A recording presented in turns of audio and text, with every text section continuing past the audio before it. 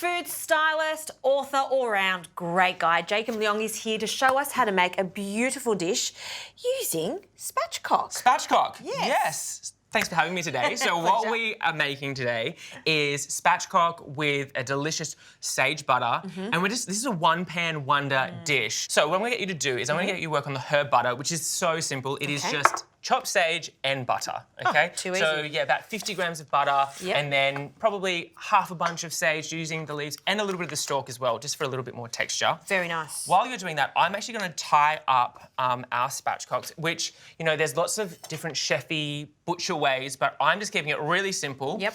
I'm just gonna pretend like I'm tying my laces, okay? Good. I'm just tying it around the legs, as you can see here. Crossing them over. And that's just going to keep it really tidy Yeah. as it roasts in the oven. Yep, and then I'm just tying it literally like I'm tying my shoelaces. Yep. Like my mum taught me when I was like 5. Okay, so Love that. thanks, Mum. All right, so Mum. that's done. Now, what we're gonna like flavour this with, obviously, is the herb butter on the top, but then I've got some mandarins, okay? Great time for mandarins. So all I'm gonna do is I'm keeping the skin on. There's so much essential oils in the skin, so let's just use all of that. Yeah. So I'm just literally just breaking it up like this. So about a quarter with the skin on, and I'm just gonna pop it into the cavity there. I can already smell that. It smells Yeah, so so good. good. Do you know these flavours of sage, mandarin? We've got the beautiful spatchcock that are presented so nicely with that shoelace tie. It's like Christmas. It could be Christmas. Yeah. And like mandarin is also like a bit more of a take of like clementine or something like that. Correct, So yes. maybe a bit more of an Aussie version. Yeah, absolutely. So I'm gonna just do that with all of them. Now I'm also adding, this looks like a small onion, but it's actually a massive bulb clove of garlic. Look, I tried to find you the biggest piece of garlic I could find. You nailed the brief. You nailed the brief. I thought you'd be impressed with that. So we're using just 1 clove of garlic, and this will also just help flavour the actual spatchcock. Nice one. Okay, so what we're going to do now is just putting it all into a tray. So we're just going to add a cup of chickpeas, okay, and they've just been washed. The great thing about this is they will just kind of get a little bit soft and gooey with all the flavours from the spatchcock. Yeah, that's just tinned.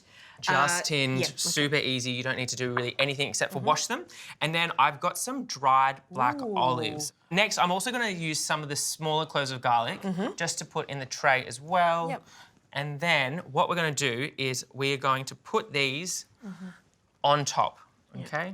And you usually would serve 1 spatchcock per person? Yes, I Okay, would. yeah. Yeah. And there's so many different ways that you can do spatchcock as well. Yeah. Like you can cut it, you can debone it. But just for this, keeping it really simple for people at home, because you know this is like a special dish. Yes. But we don't want to make it overly complicated. Of course. Okay. So just arrange like nice. so, and then when this comes out of the oven, I like just to serve it onto the dining table so everyone can see it bubbling away. Fantastic. Now, I'm going to use my hands. Please do. Is that okay with you? I want you to. Great. So now making sure, like, obviously this is like soft butter. Don't get it just out of the fridge straight away. You want to get that nice and soft. And I'm just going to like rub it and then like try and stick it and press it down. Yeah. And then further to that, whatever butter is left, I will also put into the cavity as well. Beautiful. And did you want any oil and salt 100%. Yep. Yeah. Okay, I now can the do thing that with for the you. salt is we're just salting the birds only because the olives will have like the saltiness in the tray. So we don't need to really salt the chickpeas. Yep. But just on top of the spatchcock there. Too easy. And no other liquid really is in this. No, Doesn't because need you'll it. be surprised how much liquid is in the birds and when the mandarin, also once that starts to cook. Yep. Now the final thing that I'm going to do is I'm actually going to get 1 more mandarin and do the same thing, leaving the skin on and just dot it with a couple of the pieces. So you can see Jacob knows what he's doing when it comes to food style. It is just, everything looks beautiful.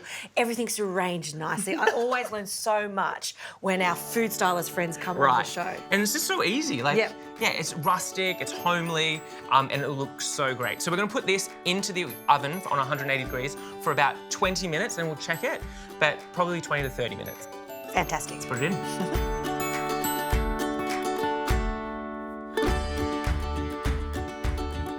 Jacob, these look sensational. I love how the butter's just cooked over the top of them. They're glistening and then the sage is just there. Yeah, Fantastic. and the butter acts as a bit as the sauce for the chickpeas as well. Yep. So to finish it off, we're just gonna chop up some parsley and I'm just gonna finish it off with some cracked pepper just on top.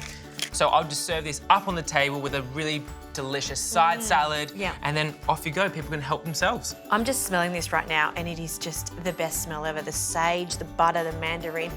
Can't wait to tuck into this. Jacob, thank you so much. Not a problem.